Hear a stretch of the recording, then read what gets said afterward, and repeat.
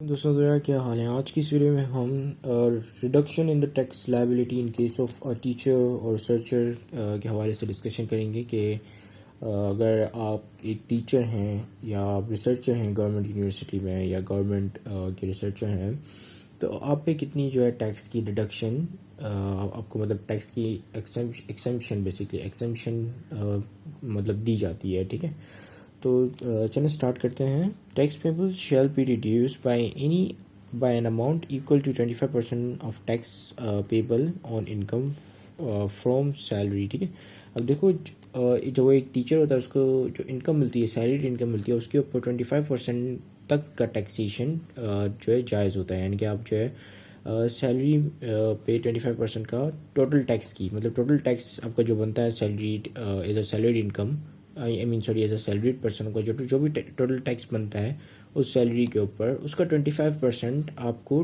Tax की exemption मिलती है। ठीक है, दूसरा this does not apply on business income और फ्रॉम प्राइवेट सोर्स। ठीक है, अब कोई ऐसा टीचर है जिसके अब एक बिजनेस भी है, ठीक है, वो गवर्नमेंट का टीचर भी है और उसका जो है एक बिजनेस है और उस बिजनेस से भी उसको जो अर्निंग होती है उस अर्निंग पे उसको जो है ये टैक्स नहीं मिलेगा। सिर्फ उसको जो सैलरी उसकी जो इनकम होती है उस पर जो ये 25% का उसको टैक्स मिलेगा। ठीक है, अच्छा, तो ये जो सैलरी इनकम के पे कितना टैक्स लगेगा ये मतलब जो सैलरी इनकम होती है एक टीचर की उस पर जो उसको टैक्स मिलेगा वो मतलब टैक्स रेट लगेगा वो सेम वही होगा जो कि एक नॉर्मल सैलरी पर्सन का होता है। ठीक है, जो कि सैलरी पर्सन के टैक्स स्लिप में से जो रेट लिखे होते हैं जैसे 2022 के मतलब डिफरेंट रेट्स होते हैं ये मतलब ईयर बाय ईयर जो है वो चेंज होते रहते हैं।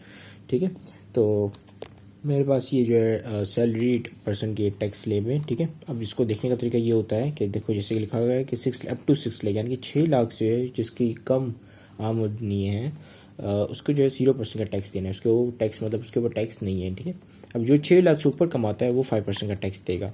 अब जैसे यहाँ पे लिखा है कि कोई बंदा जो है वो 12 लाख रुपए कमाता है पर साल एक साल में उसको जो है 30,000 फ्लैट उसके ऊपर टैक्स लगेगा और 12 लाख से जितना भी इनकम मतलब ज़्यादा होगा यानी कि लेट्स सपोज कि उसकी इनकम जो है 12,50,000 है तो 50,000 के ऊपर 10% का टैक्स लगेगा। तो इस तरीके से जो ये टैक्स स्लैब देखे जाते हैं। तो चलें अच्छा, हमारे पास जो है इसके लिए 2 क्वेश्चन भी है, इसको हम सॉल्व करेंगे तो हमें और ज़्यादा क्लियरिटी हो जाएगी कि एक टीचर का टैक्स किस तरीके से कैलकुलेट किया जाता है। ठीक है, या उसको किस तरीके से जो है टैक्स एक्सेम्पशन मिलती है 25% की। ठीक है, अब लिखा है कि mister Hasan is a teacher at government school and his salary is 20 lakh compute is tax for the year. ठीक है, हमने अब इसका टैक्स कंप्यूट करना है। अब देखते हैं। अच्छा, 2 लाख जो है उसकी क्या है सैलरी, तो यहाँ पर हम लिखते हैं सैलरी कितनी 2 लाख की। ठीक है, अब 2 लाख पे कितना परसेंट टैक्स लगेगा तो चलिए देखते हैं कि 20 लाख पे कितना टैक्स है। 20 लाख पे आपके पास अच्छा ये 25 लाख है। ठीक है, और तो ये जो 20 लाख होंगे वो इस टैक्स स्लेब में आएंगे। ठीक है, यानी कि 18 लाख से जो 25 लाख तक की जो ये टैक्स स्लेब है इसमें आएंगे ये। तो जो 18 लाख है उस पर फ्लैट 90,000 टैक्स लगेगा और जो 2 लाख हैं, ठीक है, क्योंकि 18 + 2 दैट इज़ 20। ठीक है, सो जो 2 लाख है उस पर 15% का टैक्स लगेगा। तो हम इसको जो है इस तरीके से डिवाइड करेंगे कि जो 18 लाख है उस पर आप लगाओगे उस पर जो है फ्लैट 90,000 का टैक्स लगेगा। ये हम क्या कर रहे हैं टैक्स कैलकुलेट कर रहे हैं। ठीक है, फ्लैट 90,000 का टैक्स लगेगा, बाकी जो 2 लाख है उस पर 15% का टैक्स लगेगा। ठीक है, तो 15% का कितना हो जाएगा इस पर ये हम देख लेते हैं। सो 2 लाख का 15% जो है वो 30,000 है। तो ये टोटल टैक्स कितने का वो 90 + 30 दैट वुड बी 1,20,000। ठीक है, सो 1,20,000 जो है वो टोटल टैक्स है। ठीक है, सो ये टोटल टैक्स है। अब इसका जो है 25% जो है टैक्स की एक्सेम्पशन मिलेगी तो इसको मल्टीप्लाई कर देंगे 25% से। ठीक है, तो 1,20,000 का 25% निकाल लेते हैं। 1,20,000 मल्टीप्लाई बाय 25%, तो ये आ गया आपका 30,000 से 1,20,000 का जब हमने 25% निकाला तो 30,000 है। तो सो 30,000 इज़ द टैक्स रिडक्शन। 30,000 की जो टैक्स रिडक्शन होगी और टोटल जो टैक्स होगा वो सिर्फ 90,000 ही पे करना पड़ेगा एक सैलरी टीचर को। ठीक है, सो ये आपका जो ये पहला क्वेश्चन है और मेरे पास एक और क्वेश्चन है जहाँ पे हम देखेंगे कि अगर एक सैलरी टीचर के पास जो है एक प्राइवेट सोर्स ऑफ इनकम हो तो उसके ऊपर किस तरीके से टैक्स अप्लाई होगा, ठीक है। Mister Jain is a professor at government university and also he is a general store owner. He received 19 lakh as salary and 3 lakh as profit from his business. ठीक है। अब उस एक मिस्टर जैन है, वो एक प्रोफेसर है गवर्नमेंट यूनिवर्सिटी में और उसके अलावा वो जनरल स्टोर भी ओन करते हैं। तो और जो उनको सैलरी मिलती है वो 19 लाख की है पर ईयर, और जो उनको प्रॉफिट मिलता है जनरल स्टोर में से वो कुछ 3 लाख का है, ठीक है। तो अब उसकी जो टोटल टैक्सेबल इनकम है, पहले हम ये कैलकुलेट करेंगे। तो टोटल टैक्सेबल इनकम जो है वो इनकी 3 लाख प्लस 19 लाख कितनी हो गई टोटल टैक्सेबल इनकम, ये हम देख लेते हैं। 19 प्लस 3 लाख तो ये हो गई 22 लाख। सो 22 लाख जो है इसकी टोटल टैक्सेबल इनकम है, ठीक है। सो 22 लाख को हमने यहाँ पे लिख लिया। अब इसके ऊपर जो टैक्स अप्लाई होगा उसमें ये है कि जो प्राइवेट सोर्स ऑफ इनकम है उस पर टैक्स नहीं होगा, ठीक है। तो अगर हम इसका जो टोटल टैक्स निकाल लें तो पहले हम उसका टोटल टैक्स निकाल लेंगे, ठीक है। तो 22 लाख जो है वो देख लेते हैं कि कौन से स्लेब में लाई करते हैं। तो ये आपके पास टैक्स स्लेब आ गया। तो 25 और 35,000 मतलब लाख के बीच के अंदर ये लाई करते हैं, ठीक है। मतलब 22 लाख जो है वो 25 और 35 लाख के बीच में आते हैं। नॉट 35 और 25 बल्कि 18 और 25 के बीच में आते हैं। तो 18 लाख पे जो है इनको जो है फ्लैट 90,000 मिलेंगे, ठीक है। मतलब 90,000 का टैक्स देना पड़ेगा। तो यहाँ पे हम लिख लेते हैं 18 लाख पे जो है वो डायरेक्ट 90,000 का टैक्स उनको फ्लैट लगेगा, ठीक है।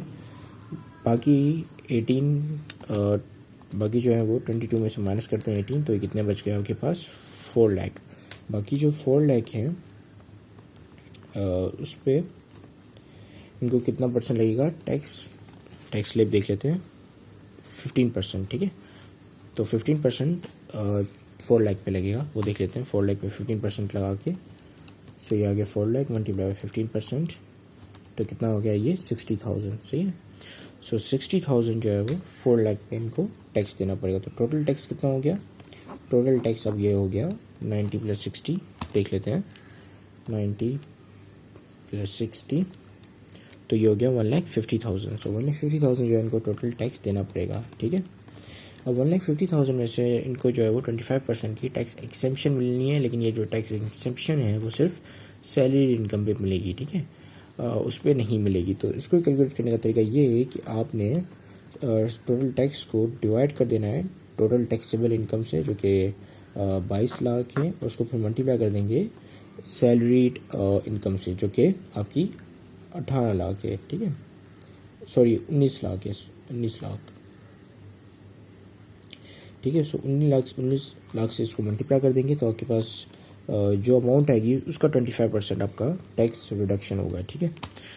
तो ये हम देख यहाँ पे कर लेते हैं 1,50,000 डिवाइड बाय 22 लाख, ठीक है। 22 लाख जो कि आपकी टोटल टैक्सेबल इनकम है, ठीक है। तो इसको मल्टीप्लाई करेंगे 19 लाख से, which is your salaried income, ठीक है।